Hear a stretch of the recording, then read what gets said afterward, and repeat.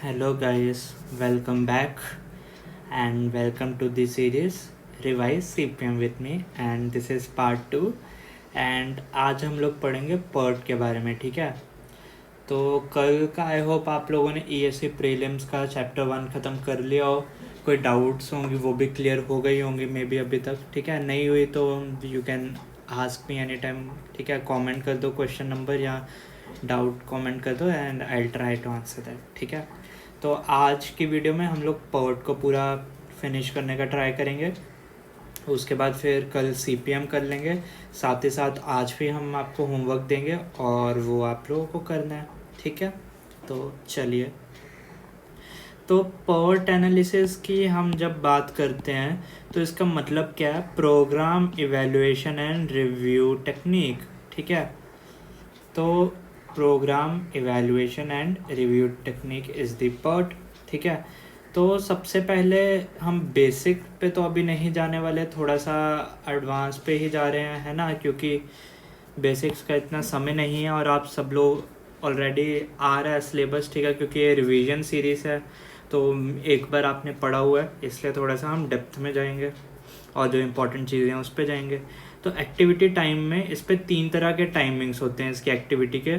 ठीक है, like TO optimistic time, TP pessimistic time, TL most likely time. ठीक है, ये चीज़ में लोग कंफ्यूज हो जाते हैं, तो मोस्ट लाइकली टाइम।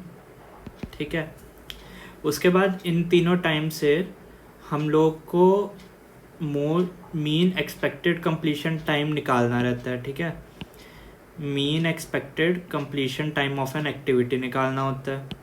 तो वो किसके बराबर होता है? TE बराबर होता है TO plus TP plus 4TL upon 6। ठीक है, ये होता है मीन एक्सपेक्टेड कंप्लीशन टाइम। ठीक है, और इसमें ये जो कर्व होता है ये होता है बीटा डिस्ट्रीब्यूशन फ्रीक्वेंसी कर्व होता है। ठीक है, इसमें क्या होता है, ये TO है, ये TP है, तो ऐसा यहाँ पे TL होता है मतलब मोस्ट लाइकली, और जो मोस्ट लाइकली होता है वो क्या होता है? मॉड होता है। ठीक है, मॉड होता है। ठीक है, तो यहाँ पे टाइम है और यहाँ पे फ्रीक्वेंसी है। ठीक है, कैसे वो अकर हो रहा है, कितना हो रहा है। ठीक है, और इसके बाद ये थोड़ी सी इम्पोर्टेंट चीज़ें जो आती है वो ये है कि अगर मीन मॉड से ज़्यादा हो, मतलब ये जैसे हमारा मॉड है और TE जो अभी इधर हमने बात की ये अपना मीन है ना, तो अगर ये ज़्यादा हो तो ये कर्व थोड़ा सा ऐसा हो जाएगा, है ना, ऐसे जाएगा अगर मीन का कर्व देखें तो इसको क्या बोलते हैं हम लोग? पेसिमिस्टिक एस्टिमेट मोस्ट एक्यूरेट होगा, क्योंकि ये जो एक्सपेक्टेड टाइम है मीन वो पेसिमिस्टिक की तरफ है ना, तो इस पर हम लोग बोल सकते हैं कि जो पेसिमिस्टिक टाइम होता है that is the most accurate time. ठीक है, एंड सिमिलरली, और इसको क्या बोलते हैं हम? स्क्यूड टुवर्ड्स लेफ्ट, क्योंकि देखो ये इसके जो मेन कर्व है वो लेफ्ट साइड में है ना इसके, तो इसको बोलते हैं skewed towards the left. Similarly अगर हमारे पास सिनेरियो ऐसा है कि मीन छोटा है मोड से पीछे है, तो इसमें क्या होगा? ऑप्टिमिस्टिक एस्टिमेशन जो होगा वो एक्यूरेट होगा क्योंकि इसके बगल में ही है, और सिमिलरली ये क्या होगा? स्क्यूड टुवर्ड्स राइट होगा, राइटली स्क्यूड। ठीक है, चलिए फिर इसके बाद आता है characteristics of frequency distribution curve. Mean की तो हमने बात कर ली। अगर क्या होता है सम टाइम मीन क्या होता है? Submission of time upon n, ये आपको मालूम है। ठीक है, इतना पता है। अगर कोई एक एक्टिविटी के T1 T2 T3 up to Tn दिया होगा तो submission of time upon n करेंगे तो ही मीन टाइम आ जाएगा। सिमिलरली अगर हमें डेविएशन निकालना है डेल्टा, तो मतलब वो कितना डिविएट हो रहा है मीन से, है ना, तो वो कैसे करेंगे? T माइनस टी मीन का मॉड।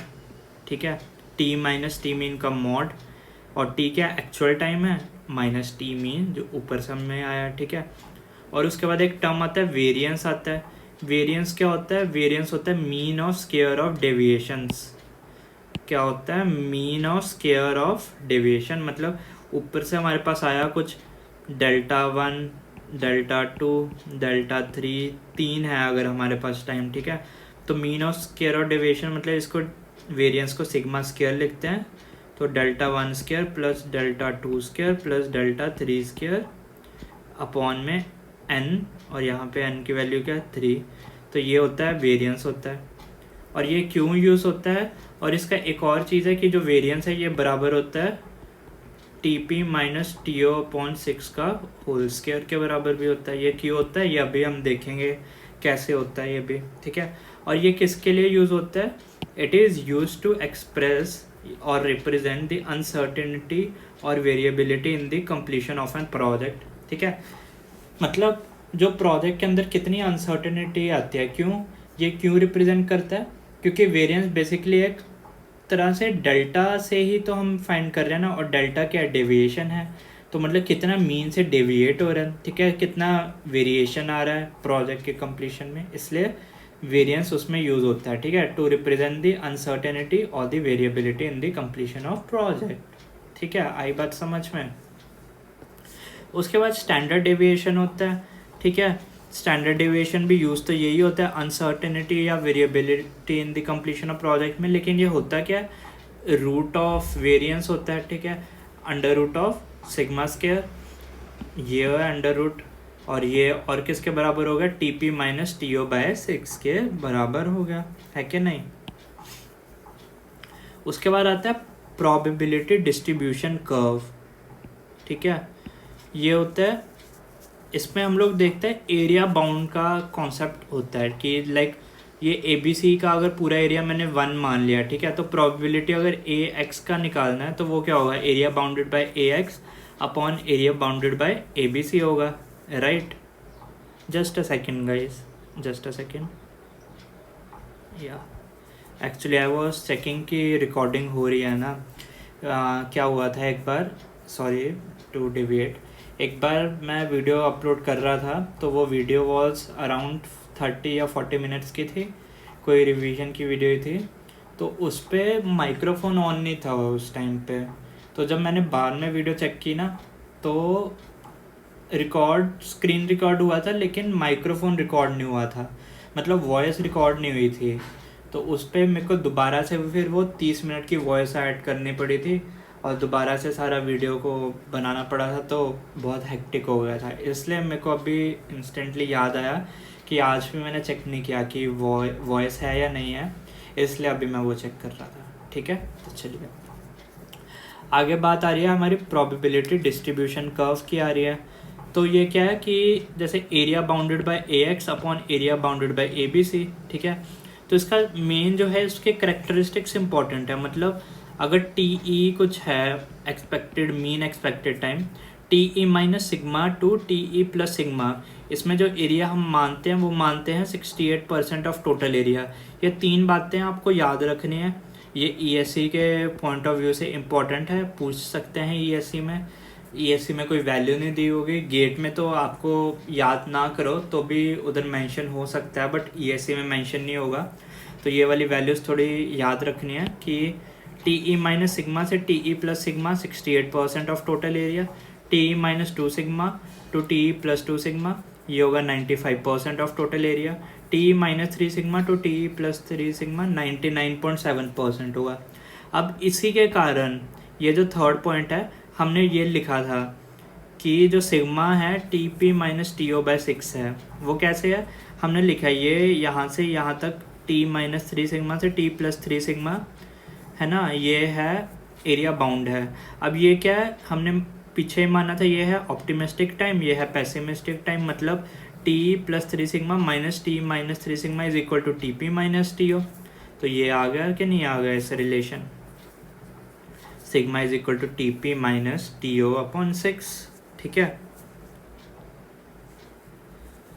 ये चीज़ है range of time to be allotted for completion of time, मतलब एक प्रोजेक्ट के कंप्लीशन की जो रेंज होती है ना, कई बार ये भी हाँ इंपॉर्टेंट चीज़ है कि एक बार कोई मैंने प्रीवियस ईयर देखा था, उसमें पूछा था find the range of time to be allotted for the completion of project, ठीक है। लोगों ने TE मतलब डिफरेंट ले लिया था, किसी ने कुछ कर दिया था, किसी ने कुछ कर दिया था, लेकिन मतलब जिन्होंने पढ़ा होगा उन्होंने तो ठीक किया होगा ऑब्वियसली, लेकिन उसका जो करेक्ट आंसर हमने लिखना है वो ये रेंज लिखनी है, मतलब पहले मीन एक्सपेक्टेड निकाल लेना है, -3 सिग्मा करना है टू TE प्लस 3 सिग्मा करना है, ठीक है, ऐसा करना है वो चीज़ है। आई बात समझ में, बढ़िया। उसके बाद आता है सेंट्रल लिमिट थ्योरम आती है, ये पर्ट में आती है। ये भी क्वेश्चन था कोई पीएससी एग्ज़ाम में कि सेंट्रल लिमिट थ्योरम पर्ट में है या सीपीएम में है। तो ये चीज़ इसलिए है कि if there are various activities in a project which have beta distribution of frequency, ठीक है, मतलब पर्ट में क्या है, हर एक एक्टिविटी बीटा डिस्ट्रीब्यूशन फॉलो करती है, बट एज कंप्लीट प्रोजेक्ट वो क्या फॉलो कर रहा है, नॉर्मल डिस्ट्रीब्यूशन ऑफ फ्रिक्वेंसी। मतलब हर एक एक्टिविटी की जो पूरे प्रोजेक्ट में एक्टिविटीज़ चल रही हैं वो बीटा डिस्ट्रीब्यूशन फॉलो कर रहे हैं, पर जो पूरा प्रोजेक्ट एज अ होल है वो normal distribution of frequency follow कर रहा है, ठीक है। तो नॉर्मल डिस्ट्रीब्यूशन में क्या होता है कि जो सिमेट्रिकल होता है, ठीक है। उसके बाद देखो थ्योरम 2, इसकी ये थ्योरम 1 तो ये होगा जो देखा नॉर्मल डिस्ट्रीब्यूशन फ्रिक्वेंसी वाला। थ्योरम 2 में ये है total expected project duration is equal to the sum of expected completion time of those activity which are critical and are located along the critical path. ये चीज़ भी आपको मालूम है कि जो टोटल हम एक्सपेक्टेड टाइम लेते हैं प्रोजेक्ट का वो क्या लेते हैं, क्रिटिकल पाथ के अलोंग लेते हैं और उनका समय लेते हैं हर एक एक्टिविटी का। चीज़ मालूम है आपको, है ना, बेसिक चीज़ है। और क्रिटिकल पाथ क्या होता है ना, जहाँ पे स्लैक ज़ीरो होता है, अभी हम आगे डिस्कस करेंगे, ठीक है। अब वेरिएंस, अब देखो यहाँ पे अगर देखो ये क्रिटिकल पाथ है, अगर 5 2 7 + 8 15 है, ये क्रिटिकल पाथ हो गया। अब जो हमें सिग्मा निकालना है इनका, तो वो पूरे प्रोजेक्ट का सिग्मा क्या होगा, उसके लिए हम लोग वेरिएंस निकालेंगे हर एक एक्टिविटी का पहले। तो क्या करेंगे, जो होगा सिग्मा स्क्वायर जो होगा वो ऐसा होगा, sigma square is equal to sigma 1 2 का square plus sigma 2 3 plus sigma 3 4 का स्क्वायर, और इससे फिर स्टैंडर्ड डेविएशन आएगा। डायरेक्ट ऐड होता है, केवल वेरिएंस होता है, डायरेक्ट स्टैंडर्ड डेविएशन ऐड नहीं कर सकते, मतलब ऐसा नहीं हम लोग कर सकते, वेरिएंस को ऐड कर सकते हैं और वेरिएंस से हम लोग स्टैंडर्ड डेविएशन निकालेंगे, ठीक है। ये चीज़ भी दिमाग में रखनी है, भूलना नहीं है इसको भी। अब देखो आगे क्या कह रहा है कि अगर मेरे एक प्रोजेक्ट में सपोज करो 3 वो आ गए, 3 क्रिटिकल पाथ आ गए मेरे एक प्रोजेक्ट में, ठीक है। अब क्वेश्चन होता है कि तीनों में से मैं कौन सा चूज़ करूं। तो क्या होगा, 3 क्रिटिकल पाथ हैं आपके प्रोजेक्ट में, ठीक है, तीनों में से कौन सा वाला लेना है। तो तीनों में से तीनों का आप लोग वेरिएंस निकाल लो, ठीक है, और जिसका वेरिएंस ज़्यादा होगा वो आपका क्रिटिकल पाथ होगा, मोर वेरिएंस होगा वो वाला पाथ ले लो। क्यों, क्योंकि उसके अंदर सबसे ज़्यादा अनसर्टेनिटी है, तो वही वाला हमें पाथ लेना। क्रिटिकल पाथ होता क्या है, टाइम वाइज क्या होता है, जो लॉन्गेस्ट पाथ होते हैं, और जो लॉन्गेस्ट पाथ है मतलब जो सबसे ज़्यादा समय ले रहा है, इसलिए तो उसकी एनालिसिस करते हैं ना कि हाँ इससे ज़्यादा कोई टाइम नहीं ले सकता। सिमिलरली अगर 3 सेम है तो मतलब जो सबसे अनसर्टेन होगा, मतलब जिसके सबसे ज़्यादा वेरिएंस होगा वही लेना है, क्योंकि इससे ज़्यादा ख़राब तो पाथ हो ही नहीं सकता अपने पास, है कि नहीं। तो इसलिए मोर देन 1 क्रिटिकल पाथ है, वेरिएंस निकालो, जिसका ज़्यादा वेरिएंस होगा उसको ले लो, ठीक है। उसके बाद हमारे पास आता है इवेंट टाइम्स आती है, जिसमें आता है earliest expected event occurrence time, latest allowable event occurrence time, है ना। ये चीज़ भी हमें पता होगा, तो इसके डिस्कशन करते हैं। तो सबसे पहले बात करते हैं हम लोग earliest expected event occurrence time, ठीक है। इसका मतलब क्या है कि event is expected to occur as early as possible, ठीक है। जितना जल्दी इवेंट स्टार्ट हो सके वो वाला टाइम होता है। मतलब देखो अगर ये मेरे पास फॉर एग्जांपल 2 एक्टिविटीज़ हैं, ठीक है, 5 6 है, 2 एक्टिविटीज़ हैं, 2 इवेंट हैं, सॉरी एक्टिविटी तो ये हुई ना जहाँ पे एक्चुअल वर्क हो रहा है, 5 6 2 इवेंट्स हैं। ये 5 स्टार्ट हो रहा है 10th दिसंबर को, ठीक है, और ये एक्टिविटी ले रही है 2 दिन ले रही है। तो ये जो है ये कितने दिसंबर को अर्ली से अर्ली स्टार्ट हो सकता है, 10 + 2 12 दिसंबर को अर्ली से अर्ली स्टार्ट हो सकता है, ठीक है। मतलब TE ऑफ दिस J मतलब 6 is equal to TEI of this 5 plus TEIJ मतलब एक्टिविटी टाइम। अब बात आती है कि अगर एक से ज़्यादा आ जाए, मतलब ऐसा आ जाए हमारे पास, ठीक है, तो उस केस में हम लोग कैसे early expected event occurrence time ले लेंगे कि देखो ये 2 दिसंबर को हो रहा है, ये 4 को होगा, 4 + 6 ये 10 को होगा, ये 10 + 8 18 को भी हो सकता है, या 4 + 8 12 को भी हो सकता है। लेकिन अब इन्होंने कहा एज अर्ली एज पॉसिबल। अगर ये 12 को अर्ली से अर्ली स्टार्ट हो गया तो ये वाला तो तब तक ख़त्म ही नहीं हुआ होगा, मतलब ये वाली एक्टिविटी तो ख़त्म ही नहीं होगी। तो ये 4 जो है ये 12 को कैसे हो सकता है, तो ये 18 को ही तो होगा, एज अर्ली एज पॉसिबल। तो मतलब ये मैक्सिमम लेना है, मतलब TE of J is equal to TE of I plus TEIJ maximum, मतलब फॉरवर्ड पाथ हमने लेना है, ठीक है, फॉरवर्ड डायरेक्शन में जाना है। जो एक का ऐसे आगे आगे मूव करके हुए मैक्सिमम टाइम आया है ना, वो हो गया हमारा earliest expected event occurrence time, वो हो गया हमारा earliest expected event occurrence time, ठीक है, जो मैक्सिमम होगा। आई बात समझ में? नहीं आया समझ में? आएगा समझ। Latest allowable event occurrence time करोगे तो आएगा, बिल्कुल आएगा समझ में। इस पे ही सबसे ज़्यादा कन्फ्यूजन आती है, और ये चीज़ें अच्छे से करनी है हमें। जो टाइम है ना, आगे जाके फ्लोट आएगा CPM में, यही चीज़ें हैं जो हमें ले डूबती हैं CPM पार्ट में। बाकी कुछ नहीं है यार CPM में। थ्योरी है, बार चार्ट की थ्योरी है, गैंट चार्ट है, सब थ्योरी ऐसे हो जाती है। देख के आप लोगों ने अगर ESE प्रीलिम का चैप्टर 1 किया, देख के पता लग जाता है। जैसे एरर्स मैंने कल 3 बताए थे, उसके क्वेश्चंस हैं 2-4, जो सब एक तरह से देख के पता चल जाता है ना। उसका डमी के क्वेश्चंस हैं, तो सारे वो क्वेश्चन बन जाते हैं। लेकिन जो डाउट रह जाती है वो यहाँ पे रहती है, और इससे ही गेट में क्वेश्चन आते हैं। आपका एम चाहे गेट है या ESE है, ये चीज़ें तो करनी ही है। अगर आप मेरे ये रिवीजन पढ़ रहे हो तो आपका ESE के भी क्वेश्चन बनेंगे, गेट के भी क्वेश्चन बनेंगे, ठीक है। कोई डाउट होगा वो पूछेंगे फिर हम, है क्या नहीं। उसके बाद आता है हमारा latest allowable event occurrence time, ठीक है। इसका क्या है, इसका है कि it is the latest time in which an event में allowed to occur as late as possible without delaying the project completion time. मतलब हाँ यार, अगर थोड़ा लेट प्रोजेक्ट स्टार्ट करना है, मतलब जैसे ये है कि देखो यार, इसका 2 दिसंबर को चालू होना है अर्लीस्ट एक्सपेक्टेड टाइम, ठीक है, लेकिन ये एक्टिविटी 4 दिन ले रही है और इसका अर्लीस्ट टाइम है 10 दिन है।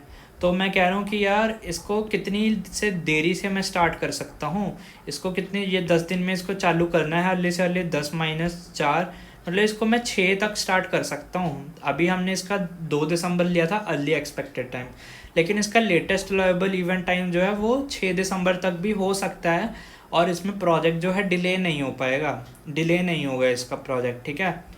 एक्चुअल प्रोजेक्ट का टाइम जो है डिले नहीं होने वाला। और ये अगर हम बैकवर्ड पाथ में मूव कर रहे हैं, इसमें पीछे से जा रहे हैं, है ना, और पीछे से जा रहे हैं, और ये मिनिमम लेंगे। अब क्यों मिनिमम लेंगे ये देख लेते हैं सेम एग्जांपल से। देखो 2 दिसंबर को हो रहा है, 4 दिसंबर को हो रहा है अर्ली, 10, 18, 20, ठीक है। और जो एंड वाला है ना, जो इसका अर्ली है वही इसका लेटेस्ट अलाउेबल टाइम है, क्योंकि नेट तो है, हमने नेट दोनों का जो डिफरेंस 0 होना चाहिए लास्ट या स्टार्टिंग इवेंट पे, ठीक है। क्योंकि जो स्टार्टिंग एक्टिविटी है या लास्ट एक्टिविटी है, हमें प्रोजेक्ट डिले नहीं करना, प्रोजेक्ट समय पे ही रहना है, लेकिन जो बीच वाली एक्टिविटीज़ हैं उनका हमें देखना है। बीच वाले इवेंट्स हैं, नॉट एक्टिविटीज़, बीच वाले इवेंट्स का हमें देखना है सिस्टम, है ना। तो देखो ये 20 है, इसका 20 है, पीछे जाएंगे 18 हो गया। अब देखो इधर से जा रहे हैं, इसका 10 हो गया, और इधर से जाएंगे, इधर 4 दिसंबर हो गया, या इधर से जा रहे हैं तो 10 दिसंबर हो गया, है ना। 10 और 4 आ रहा है। अब हमें 10 लेंगे या इसका 4 लेंगे, ऑब्वियसली 4 लेना पड़ेगा, क्योंकि है कितना देरी से इवेंट स्टार्ट हो सकता है। अगर मैंने 10 को इवेंट स्टार्ट किया तो यहाँ से 10 को लेट कर दिया, तो 10 + 6 16 तो यहाँ पे ही हो जाएंगे, और फिर 10 + 8 ये इसको फ़र्क नहीं पड़ेगा, लेकिन इसको फ़र्क पड़ेगा ना। तो मिनिमम वाला ले लो यार, ये वाला जो है इवेंट थोड़ा जल्दी हो जाएगा, उसका तो हमें कोई दिक्कत नहीं है, लेकिन ये वाला इवेंट लेट नहीं होना चाहिए ना। ये वाला इवेंट थोड़ा जल्दी हो जाए कोई इशू नहीं है, लेकिन इवेंट लेट नहीं होना चाहिए। जल्दी हो तो ठीक है, वेल एंड गुड है, सब क्रिटिकल होना है बढ़िया चीज़ है। आपको भी बोलता हूँ, पढ़ाई में सब क्रिटिकल रहो या क्रिटिकल रह लो, सुपर क्रिटिकल नहीं रहना हमें पढ़ाई में। Super critical is bad thing, delay करना इज़ अ बैड थिंग। जल्दी पहुंचना, समय से पहले काम करना, वही करना चाहिए पढ़ाई में भी हम सबको, लेकिन हम नहीं करते। हम सुपर क्रिटिकल जो हैं क्योंकि, है ना। तो बस ये होता है latest allowable event occurrence time. उसके बाद आता है स्लैक। स्लैक आता है पर्ट में, फ्लोट आता है सीपीएम में। चीज़ें याद रखनी है हमको। Slack of an event represent the excess time which may be available to delay the occurrence of an event. मतलब कितना एक्सेस समय है हमारे पास। लाइक इधर देखा था, इधर कितना एक्सेस समय है, 4 दिन का एक्सेस है इधर, है ना, 4 दिन का एक्सेस। तो कितना एक्सेस समय है इवेंट का to delay the occurrence of an event, ठीक है। Excess time which may be available to delay the occurrence of an event, ठीक है। तो स्लैक क्या है, सिंपली TL माइनस TE है, ठीक है। और स्लैक इवेंट का होता है ना, to show the freedom of an activity we use float. ये फ्लोट की हम पूरी चर्चा अगले चैप्टर में करेंगे सीपीएम में, ठीक है। अब देखो इस पे ये एग्ज़ाम्पल है जो कि इजी एग्ज़ाम्पल है, आप लोग भी कर सकते हैं। वीडियो पॉज कर दीजिए तो कर लीजिए सॉल्व, नहीं तो मैं तो इसको 1 मिनट में समझा दूंगा क्योंकि ऑलरेडी सॉल्व किया हुआ है। तो पॉज करके सॉल्व कर सकते हो इसको। इसमें क्या कह रहा है कि 0 से स्टार्ट हो रहा है, 2 दिन है, तो अर्लीस्ट एक्सपेक्टेड इसका 2 दिन होगा, है ना। 2 और 6 8 होगा, 2 + 8 10 हो गया अर्लीस्ट एक्सपेक्टेड टाइम। 10 और 6 16, 8 और 4 12, तो मैक्सिमम लेंगे तो 16 लेंगे। 16 + 2 18, और इसका लेटेस्ट भी 18 हो जाएगा। 18 - 2 16, 18 - 2 16, 16 - 6 10, 16 - 4 12, 10 - 8 2, 12 - 6 6, लेकिन मिनिमम देखेंगे तो 2, 2 - 2 0। अब स्लैक इस एक्टिविटी का 0, इसका 0, इसका 4, इसका 0, इसका 0, इसका 0। तो जहाँ पे 0 स्लैक है तो उसका मतलब वो क्या है, क्रिटिकल पाथ है। मतलब ये हमारा हो गया क्रिटिकल पाथ होगा। 0 स्लैक 0 है तो क्या होगा, हमारा इवेंट क्रिटिकल होगा। Delay in the occurrence of an event may result in the delay of project, है ना। क्रिटिकल क्या होता है कि जस्ट एज पे है कि टाइम पे पूरा हो रहा है भैया। अगर थोड़ा सा भी 1 आधे दिन का ऊपर नीचे हो गया तो डिले हो जाएगा अपना काम, ठीक है। और उसके बाद अगर स्लैक 0 से ज़्यादा हुआ, मतलब हमारे पास डिले का एक्सेस टाइम पड़ा हुआ है। अगर एक्सेस टाइम पड़ा हुआ है तो मतलब क्या सब क्रिटिकल है कि थोड़ा समय है हमारे पास आराम करने का प्रोजेक्ट पूरा होने के लिए। तो मतलब इसका अगर डिले हुआ थोड़ा सा तो वो ज़रूरी नहीं है कि प्रोजेक्ट का डिले आए, ठीक है। सुपर क्रिटिकल है ये तो ऑलरेडी डिलेड है, और इसका अगर करेंगे तो पीछे ही हैं हम, ऑलरेडी प्रोजेक्ट के पीछे हैं, तो मतलब डिले तो हुआ ही पड़ा। अब क्रिटिकल पाथ क्या है, क्रिटिकल पाथ है पाथ कनेक्टिंग इवेंट्स और 0 slack and time wise longest path. सबसे ज़्यादा पाथ अभी मैंने पीछे बताया कि जो सबसे बड़ा होगा उसको क्रिटिकल लेंगे, क्योंकि बाकी तो उससे पहले ही ख़त्म हो जाएंगे। मेन एनालिसिस तो बड़े वाले की करनी होती है ना। जो जल्दी हो रहा है उसका तो कोई इशू ही नहीं है, जो टाइम ज़्यादा ले रहा है उसका इशू है, ठीक है। अब ये देखो इस पर हमने निकाल ही लिया था कि ये है सबसे बड़ा, ठीक है। और स्लैक इज इक्वल टू 0, है ना। अब देखो इसका समय क्या है, 2 + 4 6 + 8 14, 2 16, है ना। और इसका क्या है, 6 + 2, हाँ ये दूसरा है एग्ज़ाम्पल एक्चुअली में। तो इस पे क्या, 6 + 2 8, 4 12, 2 14, है ना। स्लैक देखो अगर स्लैक 0 है तो नॉट नेसेसरीली कि हमेशा क्रिटिकल पाथ होगा। स्लैक 0 में नॉट नेसेसरीली क्रिटिकल होगा। क्रिटिकल पाथ के लिए जो 2 कंडीशन चाहिए होती है ना, जो हमें देखनी है क्रिटिकल पाथ के लिए, कि स्लैक 0 होना चाहिए और टाइम वाइज भी वो लॉन्गेस्ट होना चाहिए। ये दोनों एंड हैं इसमें, मतलब दोनों ही सेटिस्फाई होने चाहिए, बोथ। यहाँ पे देखो, अगर मान लो इधर तो स्लैक 0 है, अगर इधर भी स्लैक 0 कर दे आ रहा है, अगर ये दूसरा एग्जांपल है, ठीक है, इधर भी स्लैक 0 होगी, इधर हमने टाइम चेंज कर दिया थोड़ा सा, तो इधर भी अगर स्लैक 0 हो गई तो ये क्रिटिकल पाथ नहीं है, क्रिटिकल पाथ तो यही रहेगा, क्योंकि ये टाइम वाइज भी लॉन्गेस्ट पाथ है, ठीक है। टाइम वाइज भी लॉन्गेस्ट देखना है, स्लैक भी 0 देखनी है। उसके बाद आता है calculation of probability of completion of a project in a schedule duration, ठीक है। कोई हमें टाइम दिया हुआ है, टीएस दिया हुआ है, शेड्यूल ड्यूरेशन, इसमें हमें निकालनी है probability of completion of project. एक प्रोबेबिलिटी फैक्टर होता है, वो निकालना होता है TS minus TE upon sigma. Sigma standard deviation है, टीएस शेड्यूल टाइम है, टीई एक्सपेक्टेड टाइम है, ठीक है। तो इसके लिए क्या है, जो स्टेप्स मेंशन्ड है सिंपल है। वो स्टेप्स क्या कह रहे हैं, find TE TL and slack for each event and identify the critical path. Critical path आ जाएगा, उसके बाद क्या करेंगे, variance of a project find करो। वेरिएंस आ गया, उससे क्या हम लोग फाइंड करेंगे, स्टैंडर्ड डेविएशन करेंगे, ठीक है, ठीक है। स्टैंडर्ड डेविएशन आ गई, फिर प्रोबेबिलिटी फैक्टर आ गया Z, T S minus T E upon sigma, ठीक है। अगर प्रोबेबिलिटी फैक्टर आ गया, probability of completion of project in a schedule duration is obtained by probability distribution table. अब प्रोबेबिलिटी डिस्ट्रीब्यूशन टेबल ये gate में तो आपको याद करने की ज़रूरत नहीं है, but ESC point of view के लिए आपको ये याद करने की ज़रूरत है। तो ये क्या कह रहा है कि अगर z की वैल्यू 0 आ गई, मतलब शेड्यूल एक्सपेक्टेड बराबर आ गया, तो प्रोबेबिलिटी 50% है। अगर z की वैल्यू 1 है तो 84.13 है, परसेंटेज ऑफ प्रोबेबिलिटी है। 2 है तो 97.72 है। 3 है तो 99.82 है। सिमिलरली अगर 0 है 50 है, अगर -1 है तो क्या है, probability z is equal to 1 plus z is equal to -1 is equal to 1। दोनों का सम 1 होना चाहिए, 1 और -1 का सम 1 होना चाहिए, मतलब 1 माइनस 100 माइनस 84.13 करके इसका आ जाएगा, 100 माइनस 97.72 करके इसका आ जाएगा, 100 माइनस 99.82 करके -3 का आ जाएगा। इतना ईजी है बस, ठीक है।